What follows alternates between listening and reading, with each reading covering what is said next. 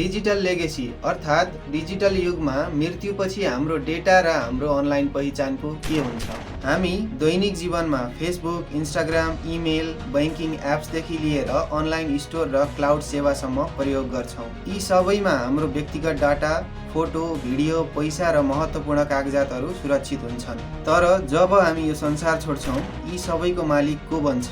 के तिनीहरू आफै हराउँछन् वा परिवारले प्रयोग गर्ने अधिकार पाउँछन्? विश्वका धेरै कानुनी प्रणालीहरूले पनि अझै डिजिटल सम्पत्तिको बारेमा स्पष्ट नियम बनाएका छैनन्, जसका कारण परिवार र साथीभाइहरूले मृतकको फोटो, अकाउन्ट वा डेटा प्रयोग गर्न नपाउने वा दुरुपयोग हुने सम्भावना पनि हुन्छ। त्यसैले डिजिटल लेगेसी बारे सचेत हुनु आवश्यक छ। के हामी हाम्रो अकाउन्टका लागि लेगेसी कन्ट्र्याक्ट तोक्ने गर्छौँ?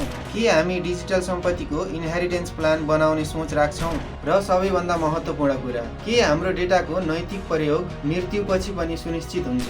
यी प्रश्नहरूको जवाफ पाउन आवश्यक छ, किनभने हाम्रो डिजिटल जीवन पनि हाम्रो वास्तविक जीवन जस्तै महत्त्वपूर्ण बनिसकेको छ। तपाईलाई के लाग्छ? हाम्रो मृत्युपछि हाम्रो डिजिटल सम्पत्ति कसरी सुरक्षित हुनुपर्छ?